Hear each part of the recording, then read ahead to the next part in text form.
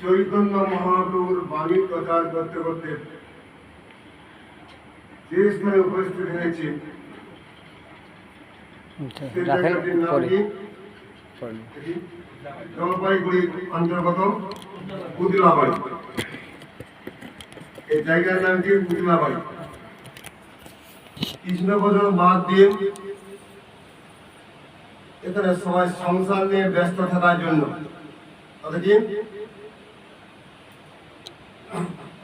উদলা হয়ে গেছে। উদলা মানে কি? খালি গায়ে মানে কৃষ্ণকে যেখানে ভুলে যায়, আমাদের সবকিছুই হারিয়ে যায়। এই জন্য আমরা সবকিছু হারিয়ে বসেছি। এই জন্য এই যে মহারাজজি কৃষ্ণ কৃপা গৌরীয় মঠ স্থাপন করেছেন। কৃষ্ণ কৃপা গৌরীয় মঠ কেন স্থাপন করেছেন? যাতে সবাই হরিভজন করতে পারে, যাতে সেবা কুঞ্জ তৈরি হয়। গৌরীয় মঠকে বলা হচ্ছে সেবা কুঞ্জ। এখানে অষ্টসখী আছে, স্বয়ং শ্রীমতী রাধিকা তিনি বর্তমান, স্বয়ং কৃষ্ণ যেখানে বর্তমান, সেদিকে বলা হচ্ছে সেবা কুঞ্জ। গৌরীয় মঠ কাকে বলা হয়? গৌরীয় মঠকে বলা হচ্ছে বলদেব স্বরূপ। স্বয়ং বলরাম প্রভু তিনি মন্দির রূপে সেবা গ্রহণ করার জন্য কৃষ্ণ সেবার জন্য মন্দির তৈরি করেছেন। মন্দিরটাকে বলরাম প্রভু। এই জন্য আজকে বিশেষ তিথি আছে বুদ্ধ পূর্ণিমা। গতকাল ছিল নৃসিংহদেবের আবির্ভাব। ভক্তি বিঘ্ন বিনাশনকারী স্বয়ং নৃসিংহদেব আবির্ভাব দিয়েছিল। বিভিন্ন জায়গা থেকে নৃসিংহ যজ্ঞ, যদিও কলিকালে যজ্ঞের কোনো কথা নেই। যজ্ঞ কোন কালে ছিল? প্রীতে যজ্ঞেতং বিষ্ণু তৃতীয়াং যজত মখৈ তারপরে পরিচর্যা করৌ তদৈ কীর্তনা। সত্য দিকে ধ্যান করলে ভগবানকে পাওয়া যায়। সেই সত্য দিকে একটি মাত্র বর্ণ ছিল। সত্য দিকে ব্রাহ্মণ, ক্ষত্রিয়, বৈশ্য, শূদ্র চারটি বর্ণের পরিচয় পাওয়া যায়। সেই যুগে একটি মাত্র বর্ণের পরিচয় পাওয়া যায়। সেই বর্ণের নাম কি? হংসবর্ণ। রাজহংসের কাজ কি? জলের মধ্যে দুগ্ধ যখন মিশানো থাকে, সেই জলটিকে বাদ দিয়ে দুধটিকে গ্রহণ করে রাজহংস।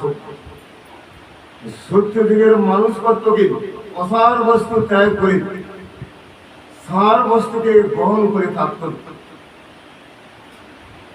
কথায় বলেন, অঙ্ক যখন সহজ হয়, পরীক্ষা যখন সহজ হয়, ছাত্র কিন্তু বেশি ফেল করে, কিন্তু কলিকালে সহজ পায়।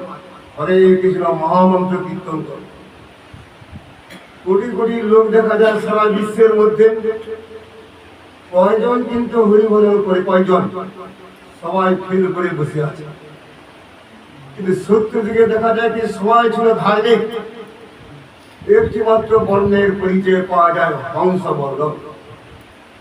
এটা যুগ শুরু হওয়ার সঙ্গে সঙ্গে চাতুর্বর্ণ মায়া সৃষ্টং গুণ কর্ম বিভাগ, চারটি বর্ণকে আমি ভাগ করে ফেললাম। কোন সময় ত্রেতা যুগের পালনে, সে ত্রেতা যুগে যজ্ঞ করলে ভগবানকে পাওয়া যেত, কলিকালে যজ্ঞ করলে ভগবানকে পাওয়া যাবে না।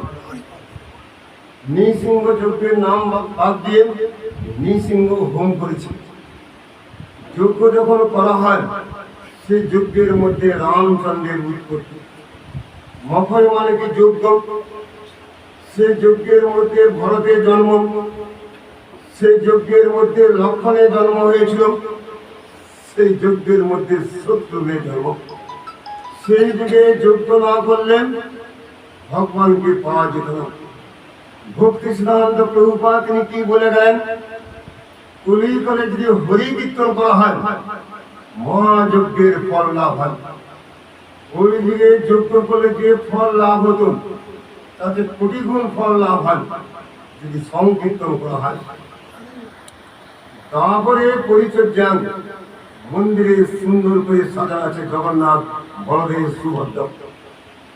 সেই মন্দিরের মধ্যে যদি পূজা করাও হয়, গোবিন্দকে কলিকালে লাভ করা যাবে না। অর্চনকে কলিকালে শ্রেষ্ঠ বলা হয়নি। স্বয়ং রাধা গোবিন্দের যদি পূজা করায়ও তাতে ভগবান সন্তুষ্ট হবে না। হরি কীর্তনা, হরি কীর্তন বাদ দিয়ে স্বয়ং ভগবানকে সন্তুষ্ট করা যায় না কলিকালে। শ্রীল প্রভুপাদ তিনি কি বলে গেলেন? মহা অর্চন, তারপর যুগে অর্চন করলে যে ফল পাওয়া যেত, কোটি গুণ ফল লাভ হয় যদি আমরা হরিনাম কীর্তন করি। এই জন্য সকালবেলায় হরিনাম কীর্তন, দুপুরবেলা হরিনাম কীর্তন, সন্ধ্যাবেলা জয় জয় জয় শ্রী গোড়াচাঁদের আরতিতে শোভা। মঙ্গল শ্রী গুরু গৌর মঙ্গল মূরতি গৌরীয় বেদান্ত সূর্যের মধ্যে এই কীর্তনটা পাওয়া যায়। চৈতন্য মঠের কীর্তন কিন্তু আলাদা, তাদের মঙ্গল আরতি। কিন্তু সন্ধ্যা আরতি যে কীর্তন জয় জয় গোড়াচাঁদের আরতিতে শোভা, একই কীর্তন চৈতন্য মঠ থেকে কীর্তন দিয়ে এসেছে আমাদের, সেটি পাওয়া যায়। গতকাল যে নৃসিংহদেবের আবির্ভাব তিথি ছিল, স্বয়ং হিরণ্যকশিপু বড় প্রার্থনা করেছেন, আমি এই জগতে বেঁচে থাকতে চাই, আমার যেন কোনকালে মৃত্যু না হয়, আমি চির অমর হয়ে থাকতে চাই। স্বয়ং ব্রহ্মার কাছে তিনি প্রার্থনা করেছিলেন। সেই সময় ব্রহ্মা কি বলেছিলেন? জন্মিলে মরিতে হবে, অমরকে কোথা রবে। জাত শ্রী ধ্রুব মৃত্যু ধ্রুব জন্ম নিতস্য চ, জন্মগ্রহণ করার সঙ্গে সঙ্গে মৃত্যু নিবার্য। জন্ম মৃত্যুর মালা পরে সংসার চক্রে ঘুরপা খাচ্ছেন, যতক্ষণ না পর্যন্ত গোবিন্দের ভজন না করা হয়, জন্ম মৃত্যুর মালা কোনো কালে ছিন্ন হবে না। জন্ম মৃত্যুর মালা কাকে বলা হয়? কখনো গরু, কখনো গাধা, কখনো রয়্যাল বেঙ্গল টাইগার, কখনো বৃক্ষজনী লাভ করি আমরা, কখনো মানব জন্ম লাভ করি, যতক্ষণ না পর্যন্ত কৃষ্ণ ভজন না করা হয় উদ্ধারের কোনো উপায় নেই। জন্ম মৃত্যুর মালা কোনো কালে ছিন্ন হয় না। যে ঘরটার মধ্যে আমরা বাস করি, আমরা মনে করি ঘরটা আমার ঘর। যেহেতু লেপ তোষক দিয়ে আরাম করে ঘুমাচ্ছি, মরার সঙ্গে সঙ্গে ছেলে বলে দেখি বেশিক্ষণ ঘরের মধ্যে রাখা যাবে না, ঘর থেকে বের করে দেবে। ঘরের মধ্যে যে ডেড বডিকে বেশিক্ষণ রাখা যায়, দেহখানা গলে যাবে, পচে যাবে, দেহের মধ্যে পোকা লাগবে, চারদিকে দুর্গন্ধ ছড়াবে, সঙ্গে সঙ্গে গোবর ছড়া দিয়ে ঘর থেকে বের করে দেওয়া হয়। এই ঘরখানা যদি আমার ঘর হয়ে থাকতো, তাহলে আমি থাকতে পারলাম না কিসের জন্য? এই ঘর কিন্তু আমার ঘর নয়। জলপাইগুড়ির মধ্যে কেউ থাকতে পারবে না।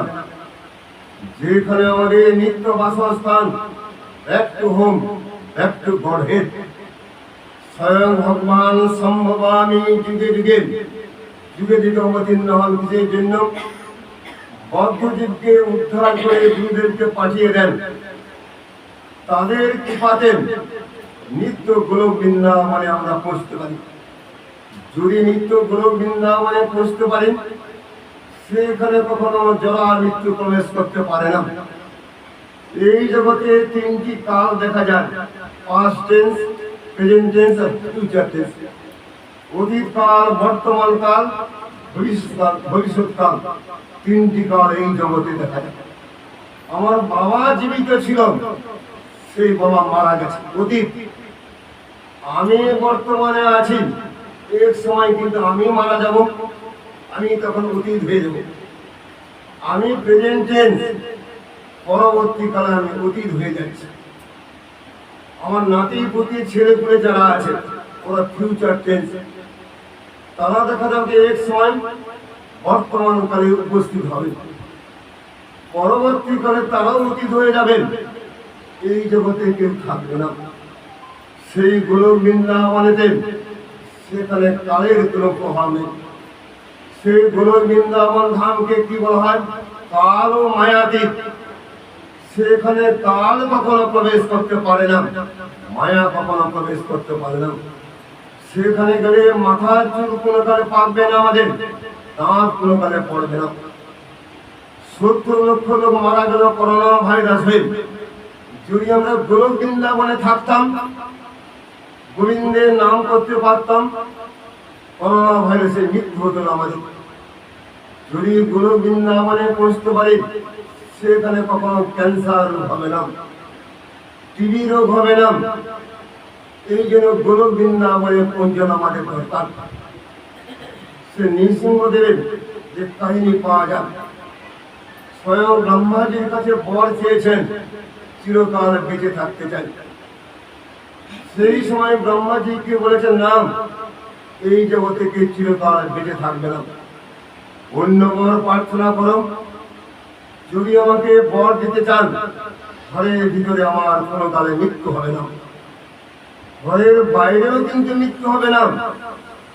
সেই সময় হিরণ্যকশিপু চিন্তা করলে ভালো বর পেয়ে গেছে। হিরণ্যকশিপু কাকে বলা হয়? হিরণ্য মানে যে অর্থ করি, সোনা দানা মণিমুক্তা, সেই দিকে হিরণ্য বলা হয়। কশিপু কাকে বলা হয়? স্ত্রী জাতিকে কশিপু বলা হয়।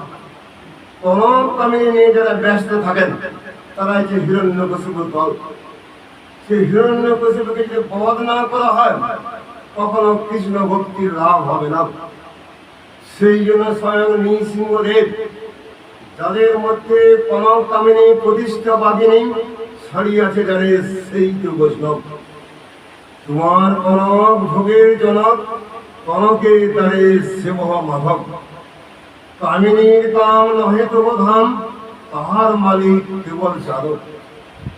ভক্তি সিদ্ধান্ত প্রভুপাদ যেটা বলে গেছেন মনশিক্ষার মধ্যে, সেইটি গ্রহণ করা দরকার। কনক কামিনী পথের প্রতিষ্ঠান তিনটি কিন্তু খারাপ বস্তু নয়। ব্যবহারের গুণে তিনটি খারাপ হয়ে যায়। কামিনীর কাম নহে তব ধাম, তাহার মালিক কেবল যাদব। যদি মনে রাখি আমরা, তবেই কিন্তু আমাদের মঙ্গল হবে। আমরা বলি কি অর্থই অনর্থ, সেই অর্থকে পরমার্থ বলা হয়। ওয়েস্টার্ন কান্ট্রিতে 3 জন মস্তান ছিল। একজনের নাম কি বড় মস্তান, দ্বিতীয় জনের নাম মেজ মস্তান, আর তৃতীয় জনের নাম ছিল ছোট মস্তান। তারা মনে করত কি যম বলে কোনো বস্তু নাই জগতে, যম যদি জগতে থাকেন, সেই যমকে খুঁজে বের করবো। 3 জন মস্তান বেরিয়েছে যমের সন্ধানে। যেখানে যম থাকুক না কেন, আমরা খুঁজে বের করব। সেই সময় বৃদ্ধের ছদ্মবেশে যম মহারাজ বেরিয়েছে। এই বুড়ো যম কোথায় আছে বলতম, সঙ্গে সঙ্গে যম মহারাজ দেখাচ্ছে, দেখো ওই যে গাছটা দেখা যাচ্ছে ওক গাছ, ওক গাছের নিচে আছে যম মহারাজ। সঙ্গে সঙ্গে 3 জন মস্তান দৌড়ে গেলেন। যমের সঙ্গে যুদ্ধ করব, আমরা যমকে হারাবো, এই মনে করে দৌড়ে গেলেন গাছের কাছে। সেখানে গিয়ে কি দেখলেন? রাশি রাশি ভরি সোনা, সোনা আর সোনা। কলিকালে দেখা যায় যে এক ভরি সোনার দাম কত?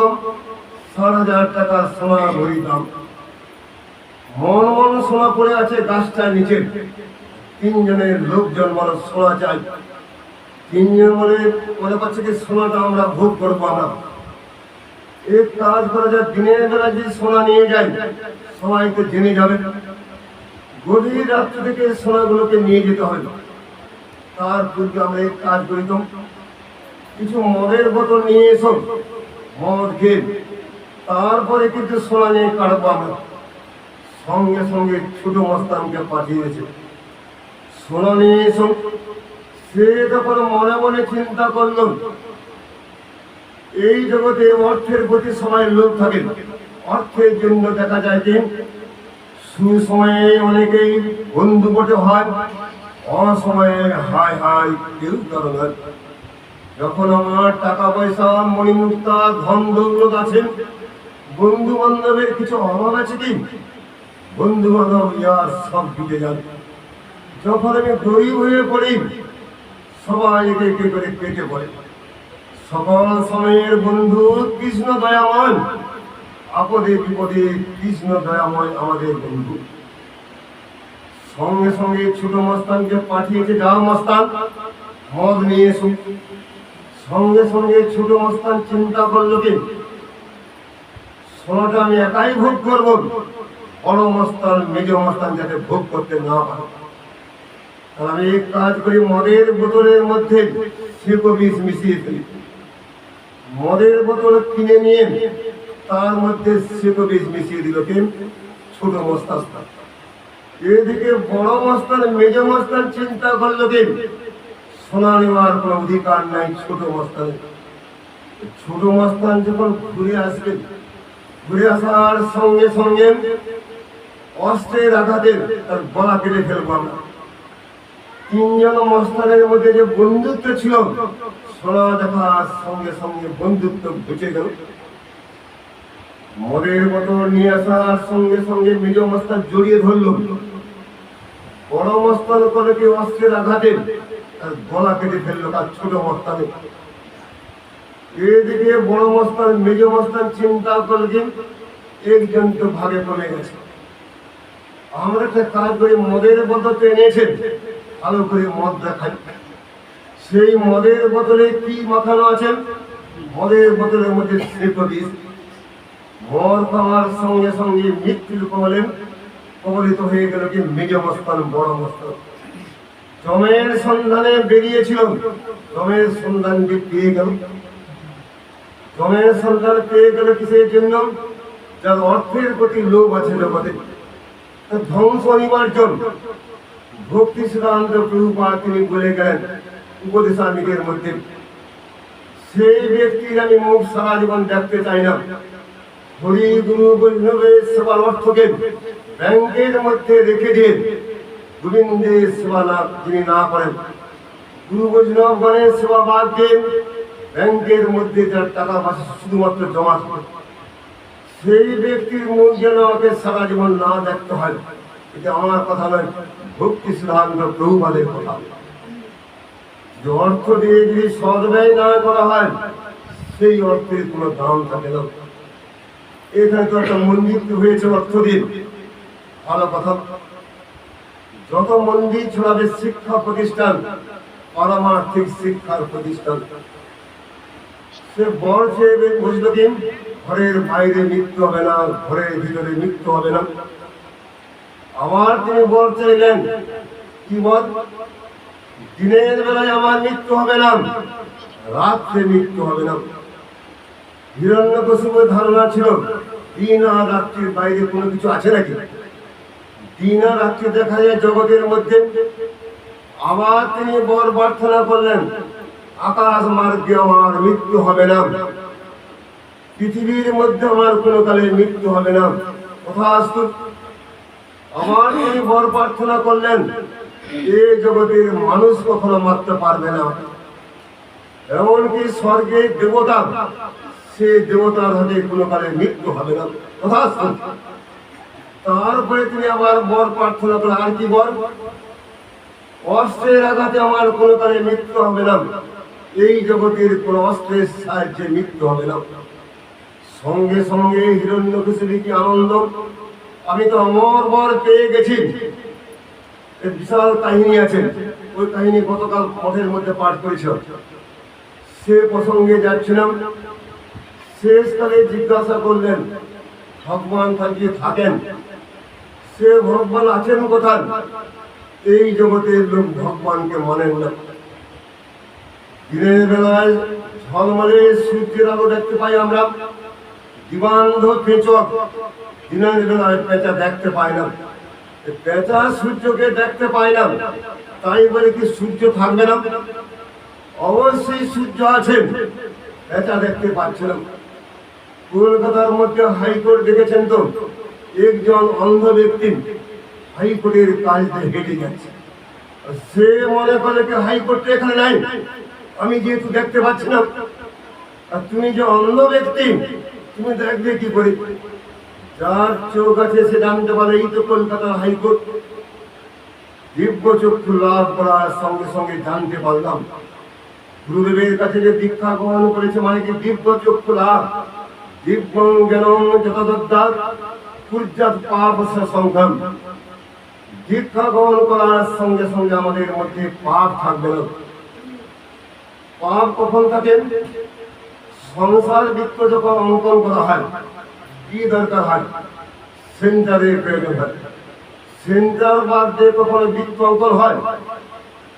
সেই সেন্টারটা কে ছিল? আমাদের স্বয়ং মায়া দেবী ছিল সেন্টার। সংসার বৃত্তের কেন্দ্রস্থল কে ছিল? স্বয়ং মায়া দেবী। মায়া দেবী কেন্দ্রস্থল হওয়ার জন্য নরকের কাজ। সেই সংসার যদি করা হয় নরকে গতি হয়, সেই সংসারকে ধিক্কার দেওয়া হচ্ছে। সদ্গুরুর কাছে দীক্ষা গ্রহণ করার পরে যেই সংসারের মধ্যে প্রবিষ্ট হই আমরা, সেই সংসারের কেন্দ্রস্থলকে স্বয়ং ভগবান কৃষ্ণচন্দ্র।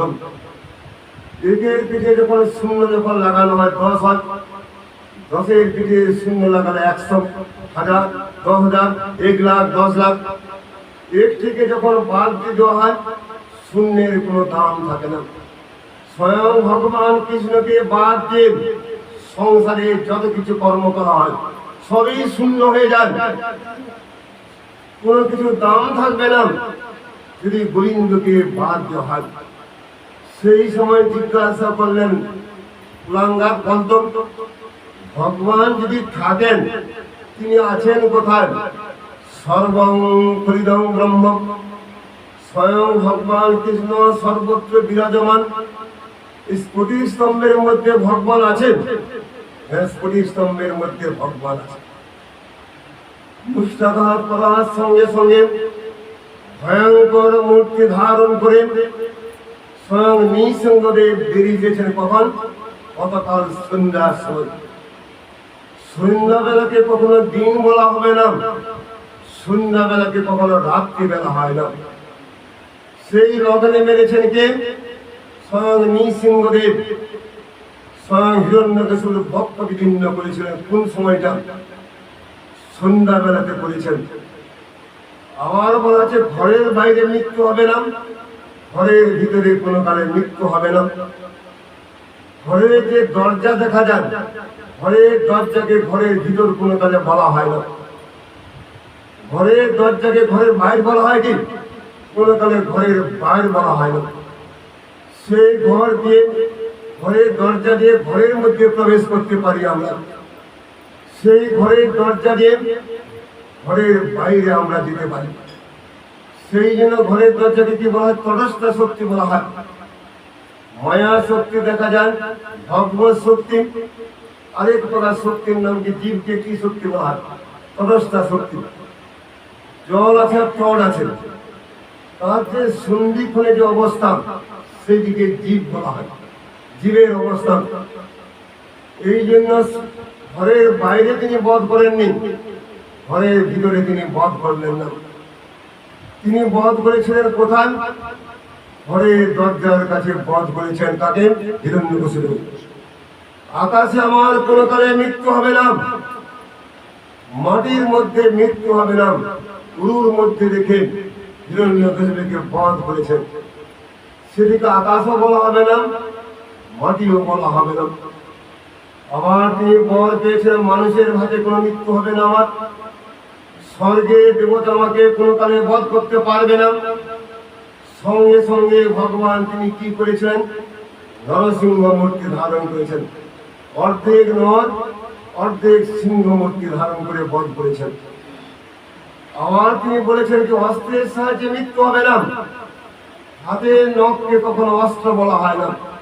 এই যে হাতের নখ, সেই নখকে কোনো কালে অস্ত্র বলা হয় না। স্বয়ং নৃসিংহদেব নখের সাহায্যে বক্ষ বিদীর্ণ করলেন তার হিরণ্যকশিপু। যতদিন পর্যন্ত আমাদের কামিনী, যতদিন পর্যন্ত অর্থের প্রতি মোহ থেকে যায়, ততদিন পর্যন্ত কৃষ্ণ ভজন হবে না।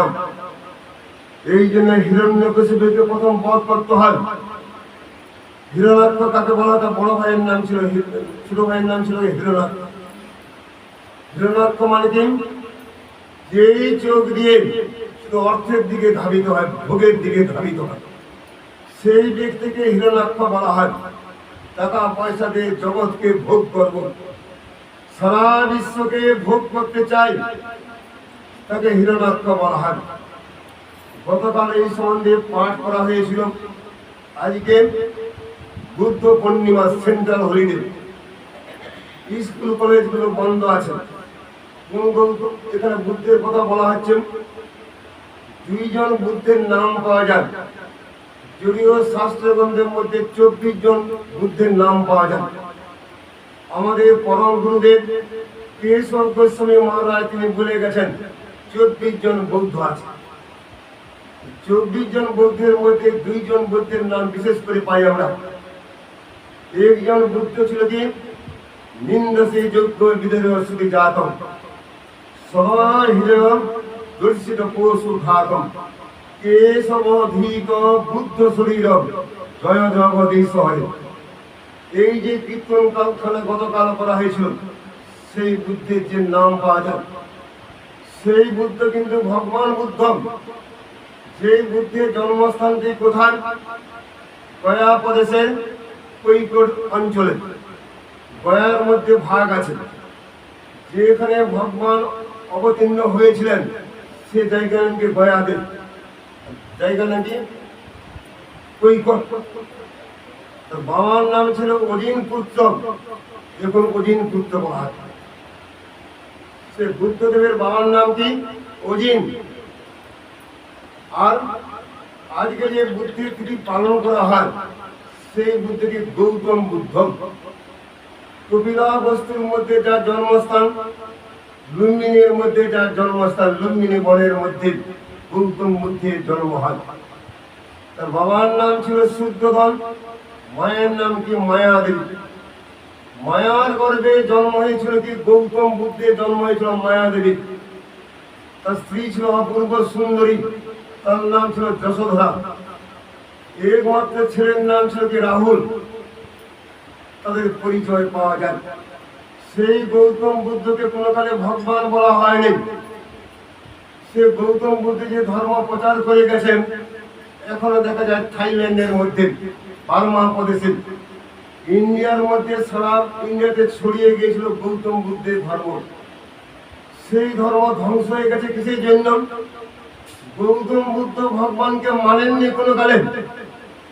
গৌতম বুদ্ধ বেদকে মানেননি। বেদ না মানিয়া বৌদ্ধ হয়তো নাস্তিক। গৌতম বুদ্ধ বেদকে না মানার জন্য গৌতম বুদ্ধের ধর্মকে সনাতন ধর্ম বলা হবে না। গৌতম বুদ্ধের ধর্মকে সনাতন ধর্ম কেন বলা হবে না? তিনি কোনো কালে বেদকে মানেননি। স্বয়ং ঈশ্বরের অস্তিত্ব তিনি স্বীকার করেননি। দেখুন গৌতম বুদ্ধের যে ধর্ম সারা বিশ্বে ছড়িয়ে পড়েছিল। যেখানে ভগবানকে মানা হয় না, যেখানে বেদকে মানা হয় না, সেই ধর্মকে মানা যাবে না। কলিকালে দেখা যাচ্ছে কি ভক্তি প্রজ্ঞান কেশব গোস্বামী মহারাজ বলেছিলেন, আমাদের বঙ্গভূমিতে পশ্চিমবঙ্গেতে ধানের চাষটা কমে গেছে। সেই ধানের চাষ কমে গিয়ে ঘরে ঘরে অবতারের চাষ, ঘরে ঘরে আমি অবতার, তুমি অবতার, তুমি অবতার, অবতারের চাষ হচ্ছে ঘরে ঘরে। যার নাম বেদের মধ্যে নাই, যার নাম ভাগবতের মধ্যে নাই, যার নাম পুরাণের মধ্যে নাই, যার নাম মহাভারতের মধ্যে নাই, সেই কিনা ভগবান। সেই ধর্মকে যদি গ্রহণ করা হয়, সেটিকে সনাতন ধর্ম বলা হয় না। সনাতন ধর্ম বেদকে আশ্রয় করে আছেন, ভাগবতকে আশ্রয় করে আছে। তার নাম তো বেদের মধ্যে পাওয়া যায় না। স্বয়ং ভগবান কৃষ্ণের নাম বেদের মধ্যে পাওয়া যায়। ঋগ্বেদের যে প্রাচীন বেদ, সে বেদের যে প্রথম যে মন্ত্র পাওয়া যায়, ওম তদ্বিষ্ণু পরমং পদম সদা পশ্যন্তি সুরয়ম দিবিব চক্ষুরাতম। এই যে ঋগ্বেদের যে প্রথম মন্ত্রটি পাওয়া যায়, দিব্য সুরিবন, স্বয়ং ভক্তগণ সাধুগণ নিত্যকাল যার চরণ পদ্ম ধ্যান করেন, সেই কৃষ্ণকে আমি নমস্কার করি, সেই কৃষ্ণকে আমি নমস্কার করি। সেই কৃষ্ণ নামের কথা পাওয়া যাচ্ছে বেদের মধ্যে। ভগবান যারা ছেড়েছেন কলিকালের মধ্যে, তার মাথার চুল পেকে গেছে। কৃষ্ণের মাথার চুল কোথায় পেকেছে? তার দাঁত পড়ে গেছে, ভুঁড়ি বেরিয়ে গেছে, ভুগো টানতে টানতে ভুঁড়ি বেরিয়ে গেছে। সেই কিনা কলিকালের পুরুষোত্তম। মানুষকে যে ক্ষেত্রে পুরুষোত্তম বলা হয়, তার মতো অপরাধ কিছু নেই। স্বয়ং ভগবান কৃষ্ণচন্দ্র এক আঙুলের মধ্যে গোবর্ধন পর্বতকে 7 দিন ধারণ করেছিলেন। সেই অবতারকে যদি বলা হয় তুমি এক কাজ করো, 10 মণ চাল মাথার মধ্যে 1 ঘন্টা রাখো তো। 10 মণ চাল যদি 1 ঘন্টা মাথার মধ্যে রাখতে বলা হয়, হাড়টা ভেঙে যাবে। সে কিনা ভগবান হসপিটালে ভর্তি করার সঙ্গে সঙ্গে স্যালাইন দেওয়া, আমি ভগবান, স্যালাইন দেওয়া হচ্ছে, তার ভুঁড়ি বেরিয়ে গেছে, উনিকে আহ্বান করিয়েছে। ভুগো কারা খায়? স্বয়ং পরীক্ষিত মহারাজ স্থান দিয়েছেন কলিকে। ভুগো যেখানে টানা হয়, বলি তুমি সেইখানে গিয়ে থাকবে। যেই ব্যক্তি হুকো টানছে তিনি বলছে কি কলিকি অবতার এসে গেছেন। কলিকি অবতার কেন এসে গেছেন? হুকো টানার জন্য। এদিকে কলিকি অবতার বলা হবে না, এদিকে কলি স্থান। এই জন্য কলির অনুকূল, ভক্তির প্রতিকূল বলা হয়। কলির যেগুলো অনুকূল বিষয়, কলিকালের ভগবানগুলো গ্রহণ করে নিয়েছেন। আর যেগুলো ভক্তির প্রতিকূল, সেই বস্তুগুলো গ্রহণ করে আছে এরা। এই জন্য এদেরকে ভগবান কোনো কালে বলা হবে না, এদেরকে কোনো কালে সনাতন ধর্মে বলা হবে না। এদের চেয়ে খ্রিস্টান ধর্ম আরো শ্রেষ্ঠ, এদের চেয়ে মুসলমান ধর্মকে শ্রেষ্ঠ কেন বলা হবে? যীশু খ্রিস্টকে কোনো কালে তারা গড় বলেননি, সন অফ গড। তারা ভগবানকে স্বীকার করে নিয়েছেন খ্রিস্টান ধর্মে। এমনকি মুসলমান ধর্মে দেখা যায় আল্লাহ আল্লাহ করা হয়। হযরত মুহাম্মদকে কখনো তারা আল্লাহ বলেননি। আর আমরা ভ্রান্ত, মানুষকে ভগবান সাজিয়ে দিয়েছি। জয় রাধে রাধে, গোবিন্দ গোবিন্দ, ভগবানের তো নাম করা হচ্ছে। যে ক্ষেত্রে মানুষকে ভগবান বলে তার নাম করা হয়, রাধে রাধে গোবিন্দ, সেই ক্ষেত্রে নরক হতে বাধ্য, যদিও গোবিন্দের নাম দেখা যাচ্ছে। এই জন্য স্বয়ং ভগবান কৃষ্ণচন্দ্র মনের মধ্যে দাউ দাউ করে আগুন জ্বলে গেছে। বাঁচাও! আমরা তাকে ডাকতাম দমকল, ফায়ার ব্রিগেডকে ডাকতাম আমরা রক্ষা করার জন্য। ব্রজবাসীগণ নন্দ আদি গোপগণ ডেকেছেন কাকে? হে কৃষ্ণ রক্ষা করম, হে কৃষ্ণ রক্ষমাম। স্বয়ং ভগবান কৃষ্ণকে ডেকেছেন। আমরা হলে কাকে ডাকতাম? ফায়ার ব্রিগেডকে। এই জন্য ভক্তিনাথ ঠাকুর কীর্তনের মধ্যে বলে গেছেন, অবশ্য রক্ষিবে কৃষ্ণ বিশ্বাসে পালন। এই বিশ্বাসটি কিন্তু আমাদের মধ্যে নাই। স্বামী চিন্তা করে কি বউকে আমি খাওয়াচ্ছি, আমি যদি ছেলেকে খাওয়ার না দেই, মেয়েকে যদি খাওয়ারটি না দেওয়া হয়, ছেলে বোধহয় খেতে পাবে না। অহংকার বিমূঢ়া কর্তাই মিতি মন্যতে। এই জগতের মূল ব্যক্তি, মূর্খ ব্যক্তি চিন্তা করে আমি বাড়ির কর্তা। এই জন্য শাস্ত্রগ্রন্থে উল্লেখ করেছেন, এখান থেকে কলকাতা বাসে করে যাচ্ছে, রাস্তার মাঝখানে বাস গেল উল্টে, সঙ্গে সঙ্গে হাত পা বুড়ো হয়ে গেল। চোখের মধ্যে লোহা রডটি ঢুকার সঙ্গে সঙ্গে চোখে আমি দেখতে পাই না, অন্ধ হয়ে গেলাম। আমি ছিলাম বাড়ির কর্তা ছিলাম, এখন কি হয়ে গেলাম? বাড়ির কুত্তা। বৌমা যদি আমাকে ফ্যানটি না দেন, বৌমা যদি খাবারটি না দেন, আমি কিন্তু খেতে পাবো না। দেখুন, কুকুরগুলো অপেক্ষা করে দেখে কখন ফ্যানটি দেওয়া হবে। খাবারটি যদি না দেওয়া হয়, চোখে দেখতে পাই না, হাঁটতেও পারি না। এই জন্য বাড়ির কর্তা কেউ নয়। সেই জন্য বলা হয়, মায়েরা চিন্তা করে যে ছেলের তো জন্ম দিলাম, মা কখনো ছেলের জন্ম দিতে পারে না। এই জগতে বাবারা যে বসে আছে, ছেলের জন্ম দিয়েছি, মূর্খের কথা। তাহলে চৈতন্য ভাগবতের কোনো কালে উল্লেখ করা থাকতো না জগতের পিতা কৃষ্ণ যে না ভজে বাপ পিতৃদয়ী পাতকীর জন্মে জন্মে তাপ। জগতের পিতাকে স্বয়ং ভগবান কৃষ্ণচন্দ্র কেন বলা হয়েছে? এই জগতের পিতাকে পিতা কেন সহজে বলা হয় না? একটি মাটির কলসি দেখেছেন তো, মাটির কলসি, সেই মাটির কলসি যখন তৈরি করা হয় তার জন্য কিসের দরকার হয়? মাটির দরকার হয়। মাটি না হলে মাটির কলসি হবে না। আবার কি দরকার হয়? চাক। চাক যদি না থাকে, মাটি যদি না থাকে, মাটির কলসি হবে না। তো আমি একটা কাজ করি তো, চাকও রেখে দিলাম, মাটিও রেখে দিলাম, কোনো কালে মাটির কলসি তৈরি হবে না। তার জন্য কুমোরের প্রয়োজন। কুমোর যদি না থাকে, মাটির কলসি কোনো কালে তৈরি হয় না। এই জগতে মায়েদের দেহের মধ্যে যদি ওভাম যদি না থাকতো ডিম্বাণু, বাবাদের দেহের মধ্যে যদি শুক্রাণু না থাকতো, বাবার কি ক্ষমতা দিয়েছেন ছেলে জন্ম দেওয়া? বাবা কখনো শুক্রাণু সৃষ্টি করেননি, মা কখনো ডিম্বাণু সৃষ্টি করতে পারেন না। মা বাবার কোনো ক্ষমতা নাই শুক্রাণু ডিম্বাণু সৃষ্টি করার।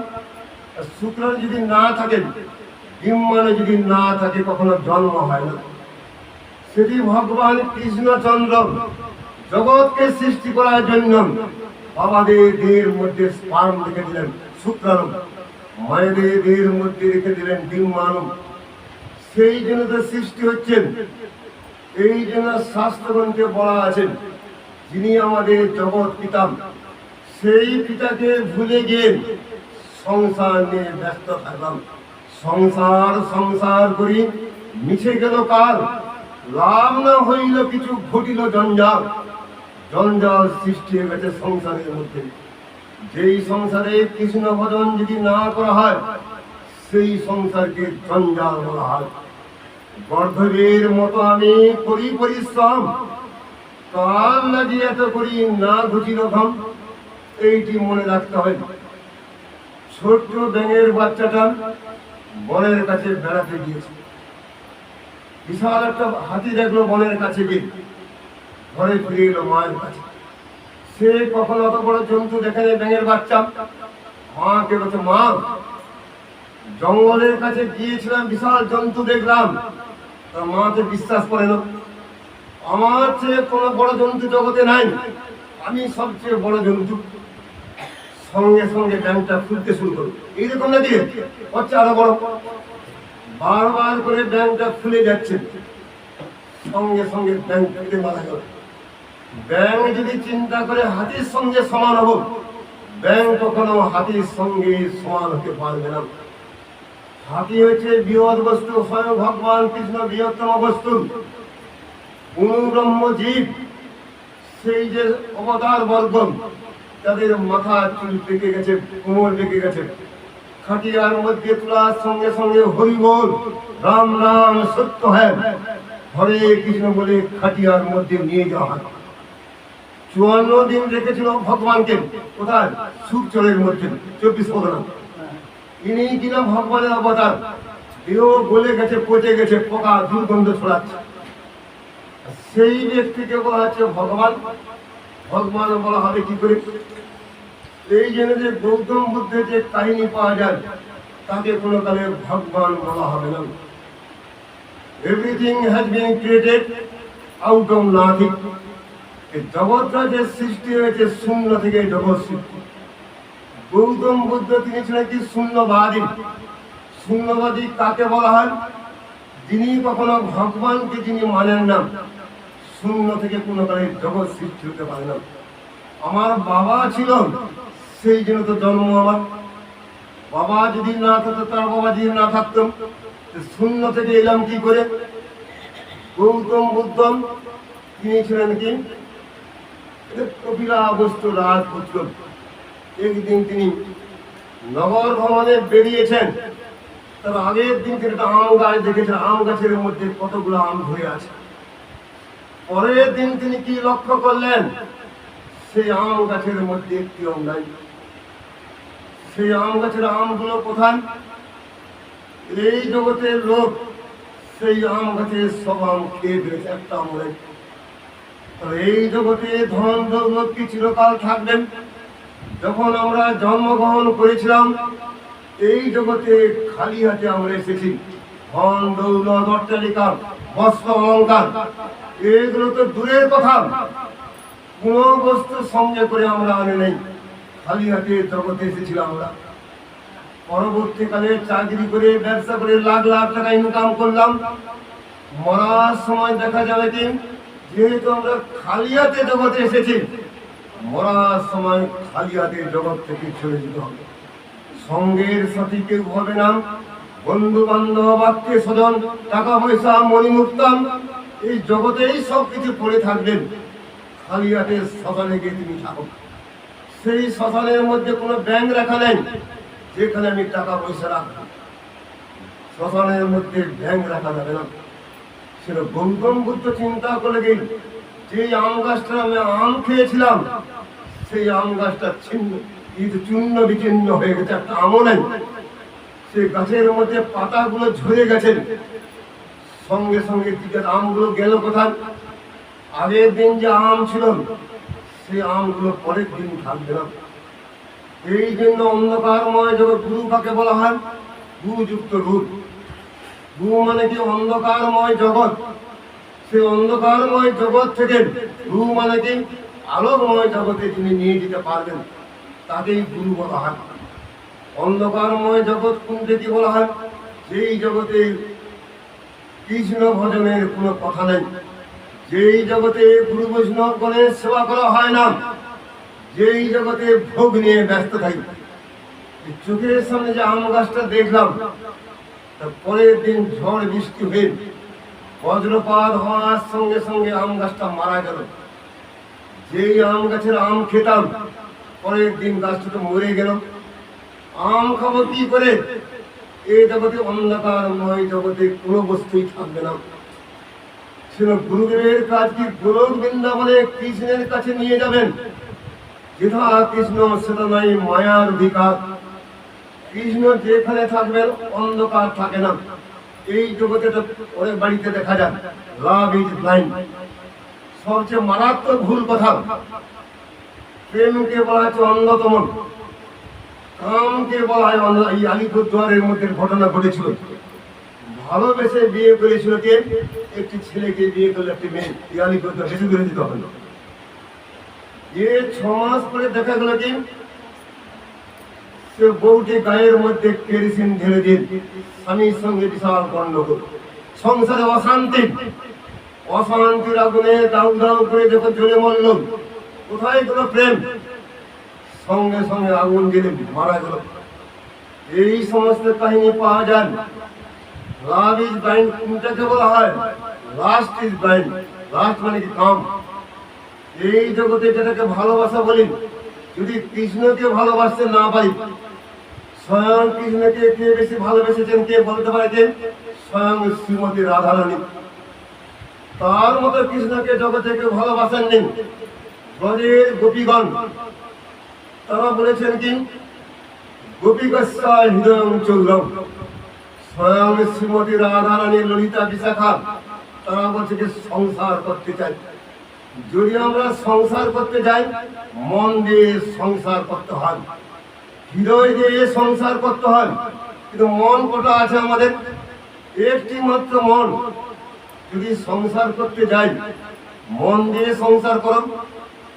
এই জন্য বলছি কি সংসার খুব কাহাতা, কৃষ্ণ বন্ধু যার সংসার খুব কাহাতা। কৃষ্ণকে যিনি সার করে নিয়েছেন তার কখনো সংসার খুব থাকতে পারে না। সেই জন্য শ্রীমতী রাধারানীকে বলা হচ্ছে কি মধুর রসের পরকীয়া ভাবের শ্রেষ্ঠ আরাধিকা। চৈতন্য মহাপ্রভু যেটা প্রচার করতে এসেছেন জগতের, সেদিকে মধুর রসের পরকীয়া ভাব। মধুর রসের স্বকীয়া ভাব কোনটি? দ্বারকার মধ্যে 16,108 জন মহিষী স্বামী রূপে সেবা করেছেন। কার? স্বয়ং ভগবান কৃষ্ণচন্দ্রের। সেই ভাবকে কোনো কালে শ্রেষ্ঠ বলা হয়নি।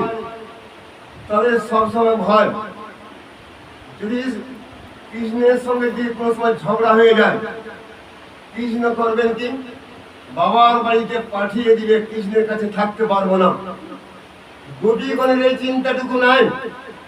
গোপীগণ তারা চিন্তা করেছেন আমাদের মন দিয়ে আমরা সংসার করতে চাই। আমরা স্বয়ং ভগবান কৃষ্ণচন্দ্র বাঁশি বাজিয়ে, মোহন বাঁশি বাজিয়ে সেই মনটাকে চুরি করে নিয়ে চলে গেছেন কোথায়? কৃষ্ণের কাছে বাধা পড়ে আছে মন। যেহেতু কৃষ্ণের কাছে বাধা পড়ে আছে মন, সেই জন্য গোপীগণের সংসার নেই।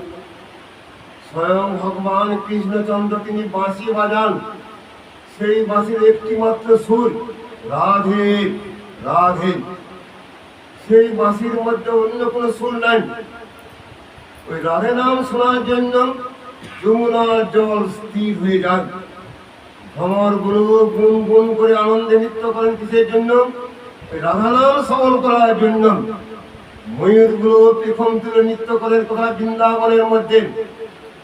কৃষ্ণের বাঁশি শোনার সঙ্গে সঙ্গে, রাধা নাম শোনার সঙ্গে সঙ্গে আনন্দে নৃত্য করতে শুরু করেন।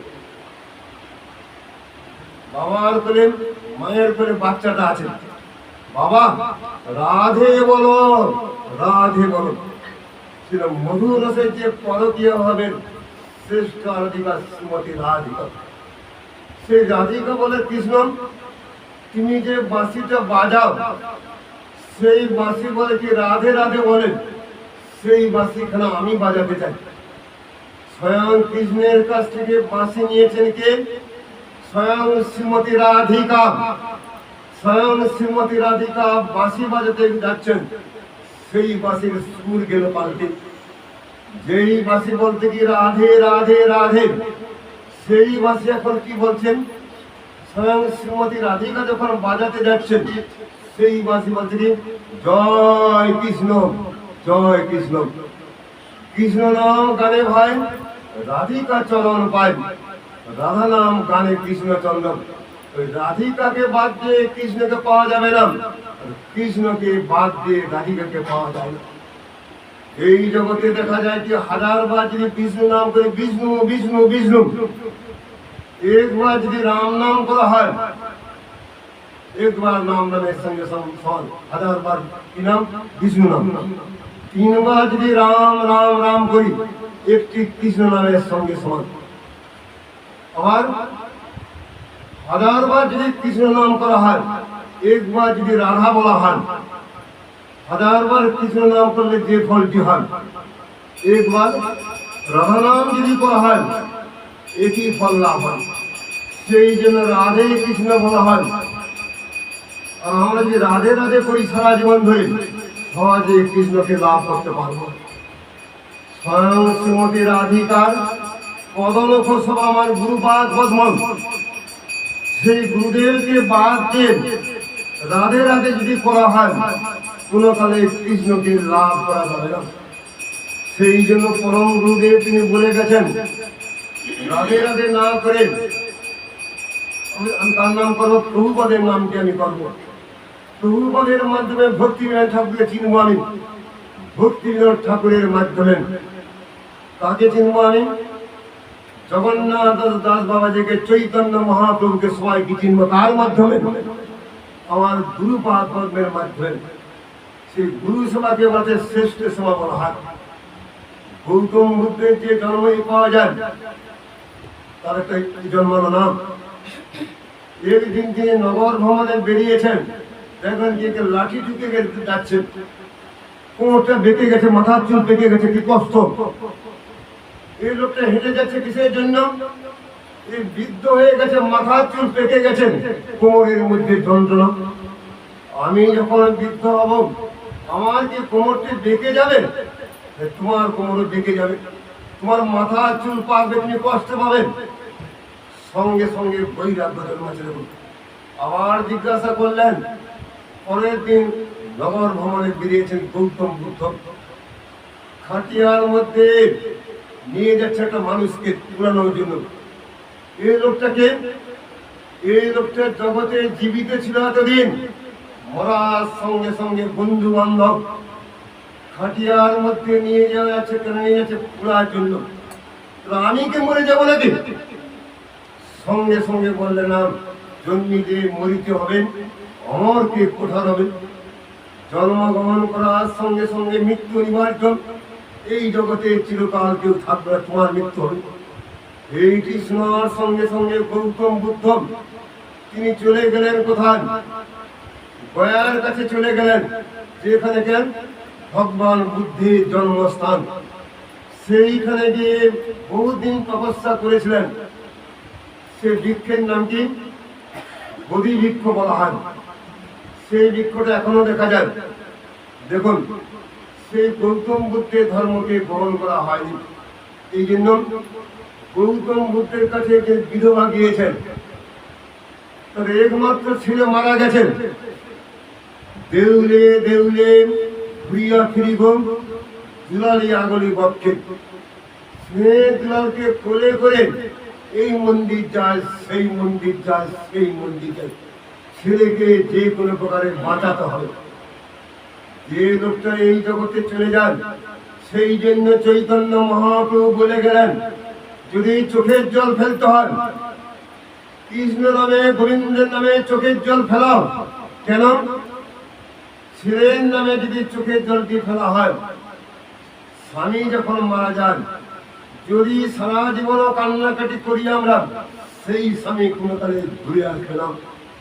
ছেলের জন্য যদি চোখের জল ফেলা হয়, সেই ছেলে কোনোকালে ঘুরে আসবে না আমার কাছে। এই জগতে যে বস্তু চলে যান, সে বস্তু আর কোনোকালে ঘুরে আসে না। সেই জন্য চৈতন্য মহাপ্রভু বলে গেলেন, নয়নং গলদস্যু ধারয়াম বদনং গদগদ রুদ্ধ হয়ে গিরাম পুলকৈব নিশ্চিতং তোমার নাম গ্রহণে ভবিষ্যতি। গোবিন্দের নাম করে কতটা চোখের জল ফেলেছি আমরা, গোবিন্দকে আমরা লাভ করব।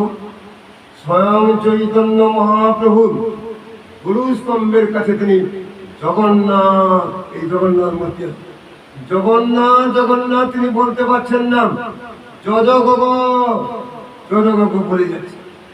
চৈতন্য মহাপ্রভুর চোখের জল পড়েছিল কোথায়? পাথরের মধ্যে চৈতন্য মহাপ্রভু চোখের জল পড়ল। সে পাথর গলে গেল, হৃদয় পাষান্ত গলল। আমাদের হৃদয়টা পাষাণ তুল্য হওয়ার জন্য গোবিন্দের নাম করতে করতে হৃদয় কখনো ভুলে যায় না। সেই জন্য সে বিদ্যা চিন্তা করে গৌতম বুদ্ধ মানুষকে বাঁচাতে পারে। এই বলে গৌতম বুদ্ধের আশ্রমে উপস্থিত ছোট্ট বাচ্চাকে কোলে করে, আপনি কৃপা করুন, ছেলে যাতে বেঁচে উঠেন। সেই সময় গৌতম বুদ্ধ কি বললেন, দেখুন, এই জগৎ থেকে যারা চলে যায়, তারা কখনো কোনো কালে ঘুরে আসে না। তুমি যদি আমার ছেলেকে না বাঁচাও, তোমার আস্থানের মাথা ঘুরে ঘুরে মরবান। নারী হত্যা মহাপাপ। কুকুরকে মারলে যে পাপ হয়, তার চেয়ে বেশি পাপ হয় গরুকে মারলে। এই কুকুরের মধ্যে যে চেতন বুদ্ধি দেখা যায়, গরুর মধ্যে চেতন বুদ্ধি বেশি দেখা যায়। গরুকে হত্যা করলে যে পাপটি হয়, তার চেয়ে একটা মানুষকে মারলে, পুরুষ মানুষকে যদি মারা হয়, তার চেয়ে পাপ বেশি হয়। ছেলেকে মারলে যে পাপ হয়, তার চেয়ে বেশি পাপ হয় নারী হত্যা মহাপাপ। কিন্তু বর্তমান কলিযুগে কি দেখা যাচ্ছে? পণের জন্য গায়ের মধ্যে কেরোসিন ঢেলে দাউ দাউ করে পুড়িয়ে মেরে ফেলছে, বিষ খাইয়ে মেরে ফেলছে। কাকে? দিনীকে মেরে ফেলছে, নারীগণকে মারা হচ্ছে, মহাপাপ। এই জন্য গৌতম বুদ্ধ তো মহা সমস্যা পড়ে গেলেন, কি করে ছেলেকে বাঁচাবো? কিন্তু শুনবে না। তা তুমি একটা কাজ করো তো, যে গৃহের মধ্যে কখনো মৃত্যু প্রবেশ করে নাই, সেই গৃহ থেকে 2 মুষ্টি সরিষা চেয়ে নিয়ে এসো। 2 মুষ্টি সরিষা কোন বাড়ি থেকে আনবেন? যেই বাড়ির মধ্যে মৃত্যু কখনো প্রবেশ করে নাই। সঙ্গে সঙ্গে বিধবার খুব আনন্দ। যে ঘরের মধ্যে যায় বলে কি, আমার ঠাকুরদা মারা গেছেন, তার ঠাকুরদা মারা গেছেন, আমার বাবা মারা গেছেন, মৃত্যুহীন সংসার জগতে নেই। যে জগতে আমরা বাস করি, কি প্রত্যেক সংসারে মৃত্যু প্রবেশ করে গেছে। এই জন্য গৌতম বুদ্ধের পায়ে পড়ে গেলেন বুড়ো বুড়ি, তা হয়ে অমৃত দীক্ষা। দীক্ষা গ্রহণ করলে কি সংসারের মায়াবন্ধন ছিন্ন হয়ে যায়, কৃষ্ণের সংসারের মধ্যে প্রবিষ্ট হই। যদি কৃষ্ণের সংসারের মধ্যে প্রবিষ্ট না হই আমরা, সেই সংসারকে মায়া সংসার বলা হয়, নরকের কারণ। যদি কেউ নরকে যেতে চায় কৃষ্ণ ভজন না করলেই হবে। ওয়েস্টার্ন কান্ট্রিগুলোতে কি দেখা যায়, শুকরের মাংস খেয়ে পড়ে থাকতো, গরু মাংস না খেলে ঘুম হতো না তাদের। আবার তারা কত কি মদ খেয়ে ড্রেনের মধ্যে গিয়ে পড়ে থাকতো। লাখ লাখ টাকার মালিক একজন ছেলে 1000টা মেয়ের সঙ্গে মিশতে পারে, একজন মেয়ে 1000টা ছেলের সঙ্গে মিশতে পারে। কথা আমেরিকার মধ্যে শান্তি নাই, অশান্তির আগুনে দাউ দাউ করে জ্বলে মরল আমেরিকা, ইংল্যান্ড, জার্মান। সেই দেশগুলোতে শান্তি ছিল না। অশান্তির আগুনে দাউ দাউ করে যখন জ্বলে মরল, সেই জগতে শান্তির নিধান নেই। পরবর্তীকালে আমাদের ইন্ডিয়া থেকে যখন প্রচার করতে গেলেন কৃষ্ণ ধর্মের কথা, মাথা মুড়িয়ে মাথার মধ্যে শিখা রেখে গলার মধ্যে তীকণ্ঠিকা, কপালে হরি মন্দির অঙ্কন করে তারাও দুবাহু তুলে নৃত্য করছেন। আমাদের ইন্ডিয়ার মধ্যে জন্ম, পবিত্র ভারতবর্ষের মধ্যে জন্ম, কজন কৃষ্ণ ভজন করে যাচ্ছে এই জগতে। এই জন্য আমাদের জীবনটা অধন্য। এই জীবন লাভ করে না লাভ করে দুইটা আমাদের বিধান, যদি কৃষ্ণ ভজন না হয়। এই জন্য চৈতন্য মহাপ্রভু যে আসল কথা, বলো কৃষ্ণ ভজ কৃষ্ণ করো কৃষ্ণ শিক্ষা, প্রভুর আজ্ঞায় ভাই মাগি এই ভিক্ষা। আমরা টাকা পয়সার জন্য যাই না, শিষ্য বাড়িতে ভালো মন্দ খাবো আমরা, ওই জন্য শিষ্য বাড়ি যাওয়া হয় না। চৈতন্য মহাপ্রভুর বাণী সারা বিশ্বে প্রচারিত হোক, সবাই জানুক চৈতন্য মহাপ্রভুর কথা। পিয়নের কাজে ঘরে ঘরে গিয়ে চিঠি বিলি করা, আমাদের কাজে চৈতন্য মহাপ্রভুর বাণী বিভিন্ন জায়গাতে প্রচার করতে দেবো আমরা। এই জন্য চৈতন্য মহাপ্রভুর একটা মঠ হয়েছে ভালো, মঠন্তি বসন্তি যত্র ছাত্র। মঠ কাকে বলা হয়, যে এখানে ছাত্রগণ বাস করে। আর আমরা তো অবাক হয়ে যাবেন, কোথায় ছাত্রদের গৃহবসন দেখা যাচ্ছে? ছাত্র তো নাই। ছাত্র তো থাকবে স্কুল কলেজের মধ্যে। সেই স্কুল কলেজের ছাত্রকে ছাত্র বলা হয় না। যেখানে বোমাবাজি, যেখানে গাঁজা খাওয়া হচ্ছে, যেখানে যে মস্তানগিরি করা হয়, সেদিকে ছাত্র বলা হয় না। এই জন্য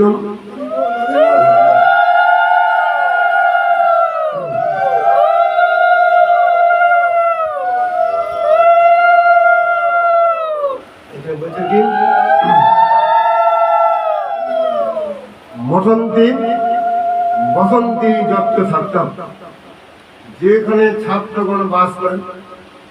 ছাত্র কাকে বলা হয়? সৎ ধাতু থেকে ছাত্র। সৎ কাকে বলা হয়? এই জগতে কিতাব যারা নিবারণ পূর্বক শান্তির বাড়ি যিনি জগতে ছিটাতে পারবেন, তাকেই প্রকৃত ছাত্র বলা হয়। এই ছাত্র কখনো গুন্ডাগিরি করতে যাবেন না, এই ছাত্র কখনো গাঁজা খেতে যাবেন না, তাকেই প্রকৃত ছাত্র বলা হয়। জগতে শান্তি আনা উদ্দেশ্য, জগতে সবাই কৃষ্ণ ভজন করে শান্তি লাভ করুক, এই যে উদ্দেশ্য, কি গৌড়ীয় মঠের উদ্দেশ্য। সেই জন্য আমাদের কেশব গোস্বামী মহারাজ, ভক্তি সিদ্ধান্ত মহারাজ, তিনি গৌড়ীয় মঠ স্থাপন করেছেন। মন্দির তো বিভিন্ন জায়গাতে দেখা যায়। ভক্তি সিদ্ধান্ত প্রভুপাদ যে মন্দির করতে আমি আসি নাই, প্রত্যেক ভক্তের হৃদয়ে একটি একটি গৌড়ীয় মঠ স্থাপন হোক। হৃদয়ের মধ্যে যে গৌড়ীয় মঠ স্থাপন যদি না হয়, মন্দির করে কিছু লাভ হবে না। কারণ যদি মন্দির করে যদি কৃষ্ণ সেবাটি না হয়, চৈতন্য মহাপ্রভু বাণী যদি প্রচারটি না হয়, সেই মন্দির করে কিছু লাভ হবে না। এই জন্য আমরা কোচবিহারে গিয়েছিলাম। সেই কোচবিহারের মধ্যে মদন মোহন সেখানে দেখেছেন, বেশ কয়েক বছর পূর্বে মদন মোহনের মূর্তি চুরি হয়ে যায়। তখন ওই লোকজন বলতে শুরু করলো আমাদেরকে যেই মদন মোহনের সেবা করতে যাচ্ছেন আপনারা, সেই মদন মোহন আপনাকে রক্ষা করবেন কি করে? আপনাকে রক্ষা করতে পারবে না। কেন পারবে না? সেই মদন মোহনকে চুরি করে নিয়ে চলে গেল মন্দির থেকে। তাহলে মদন মোহনের কি ক্ষমতা আছে? যেই মদন মোহনকে এই জগতের লোক মন্দির থেকে চুরি করে নিয়ে গেল, সেই ব্যক্তিকে উত্তর দিয়েছিলাম, দেখো স্বয়ং মদন মোহন এই জগতের কোন বস্তু নয়, পার্থিব জগতের বস্তু নয় মদন মোহন। গোলক বৃন্দাবনের বস্তু হচ্ছে মদন মোহন, অপ্রাকৃত বস্তু নয়, প্রাকৃত গোচর। এই জগতের চোখ দিয়ে মদন মোহনকে দেখা যায় না। আমরা নবদ্বীপ ধামে যেতে জন্য, তুমি নবদ্বীপে কেন গিয়েছিলে বাবা? মা তুমি নবদ্বীপ ধামে কেন গিয়েছিলে? তখন আমরা বলি কি সোনার গৌরাঙ্গ ভানুমূর্তি দর্শন করেছে। সেখানে কি দর্শন করলাম? সোনার গৌরাঙ্গ দর্শন করে এলাম। যেই ব্যক্তি নবদ্বীপ ধামে যায় সোনার গৌরাঙ্গ দর্শন করার জন্য, তার কখনো গৌরাঙ্গ দর্শন হয় না। কেন গৌরাঙ্গ দর্শন হয় না? এই জগতে যে সোনা দেখা যায়, হাতুড়ি মারার সঙ্গে সঙ্গে সোনা ভেঙে চূর্ণ বিচূর্ণ হয়ে যায়।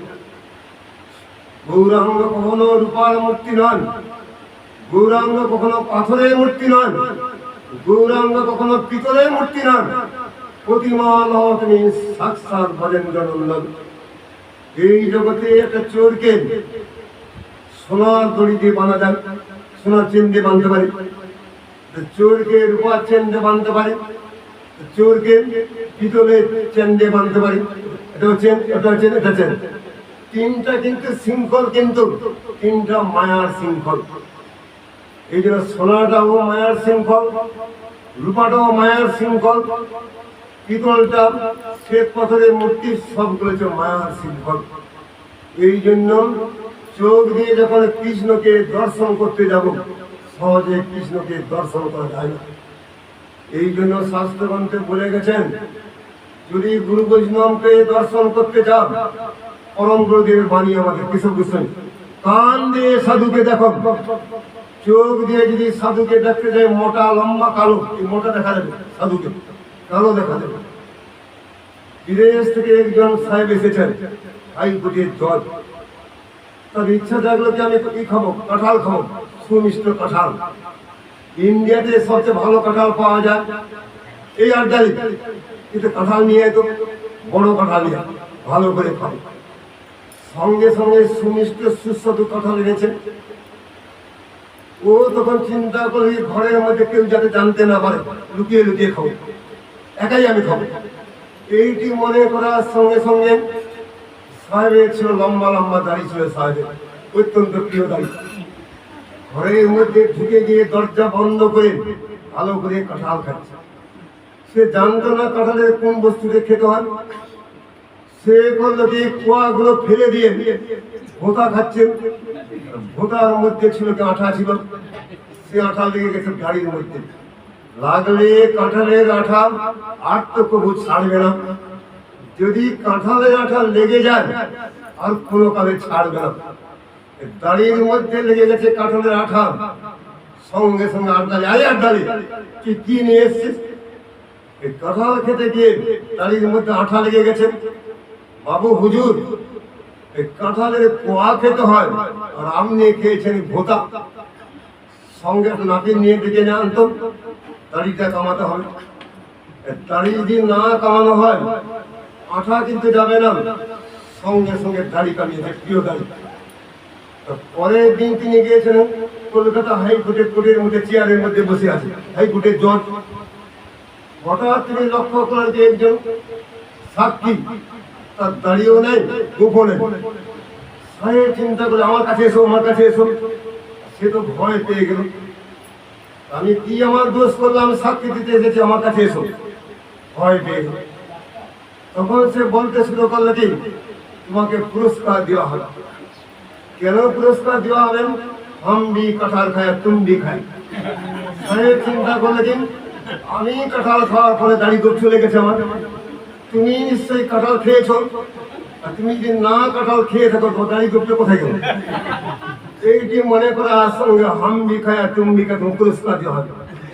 এই জগতের লোক মনে করে কি চোখের মধ্যে লাল চশমা লাগিয়ে দিচ্ছে।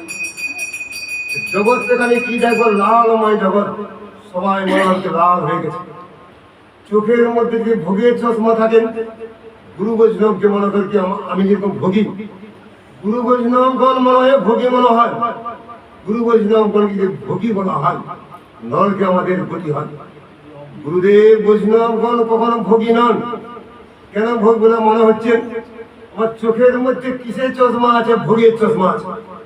এই চোখের মধ্যে যদি ভোগের চশমাটি থাকে, কি দেখ ভোগ? গুরু ভোগী, আমি ভোগী, সবাই ভোগী।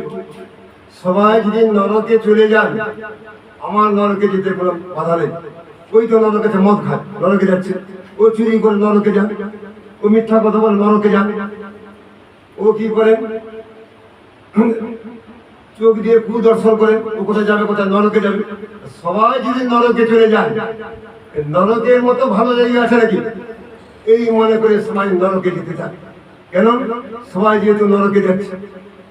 এই জগতে সুখটা কিরকম? বলি তিনি খেলা দেখাচ্ছেন, চারানা দিতে হবে, ঘরের মধ্যে খেলা দেখানো হচ্ছে, ঘরের মধ্যে খেলা দেখানো হচ্ছে। সবাই তখন খেলা দেখার জন্য উপস্থিত। অন্ধকার ঘর, সেই অন্ধকার ঘরের মধ্যে খেলা দেখানো চলছে। বাইরে একটা লোক আছে, অ্যানাউন্স করে যাচ্ছেন, ভালো খেলা দেখবেন, মাত্র চারানা পয়সা দিলেন ঘরের মধ্যে প্রবেশ করতে পারবেন।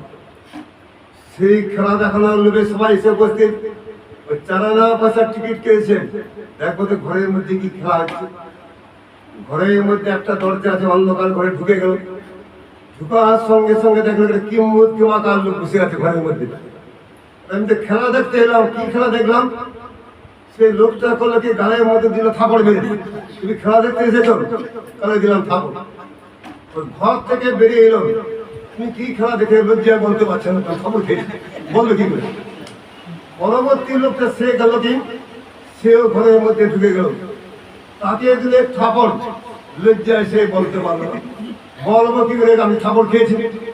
এইটি মনে করার সঙ্গে সঙ্গে ঘরের মধ্যে যে প্রবেশ করে থাপড় খান। এই জগতে সংসারে যে অশান্তি ভোগ করছে, কৃষ্ণ ভজন বাদ দিন, সেটি লজ্জায় বলতে পারছে ভালো আছে, ভালো আছে। কে ভালো আছেন? যদি স্ত্রী যদি গহনাটি ভালো করে না দেওয়া হয়, ভাটার বাড়ি খেতে হয়। মান করে স্বামীর বাড়ি ছেড়ে মামার বাড়ি চলে যায়, দেখা যায় এ জগতে অশান্তির জায়গা। সেই চৈতন্য মহাপ্রভু যে বাণীটা আমরা গ্রহণ করি, সংসার যদি করতে হয়, কৃষ্ণ দাসীকে সংগ্রহ করো। আমি কৃষ্ণের দাস, আমার যে গৃহিণী আছে কৃষ্ণের দাসী, আমার ছেলে কৃষ্ণের দাস, আমার যে কন্যা কৃষ্ণের দাসী। এই সংসারকে বলা আছে কি কৃষ্ণের সংসার। সেখানে থাপড় খেতে হবে না। কেন থাপড় খেতে হবে না? কিম্ভূতমাতার সে থাপড় মারবে না। কেন মারবে না? ভয় পেয়ে যাবে। গোবিন্দের নাম শোনার সঙ্গে সঙ্গে ভয় পেয়ে যাবে। এই জগতের লোক শুধু খেলা দেখতে চান, ভালো করে খেলা দেখো, থাপড় খাও। এই জন্য আজকে থাক, আগামীকালের সামনে পাঠ করা হবে কিছুদিন ধরে। আগামীকাল পাঠ করে পরশুদিন আমরা যাবো কি নেপাল, যেখানে সীতা দেবীর জন্মস্থান। কোথায়? সীতামাতা, সীতা দেবীর জন্মস্থান। সীতা দেবী কি অজনী সম্ভবা, নাঙল চাষ করতে করতে নাঙলের ফলার মধ্যে সীতা দেবীকে লাভ করেছেন জনক রাজা। এই জন্য কি অজনী সম্ভবা বলা হয়।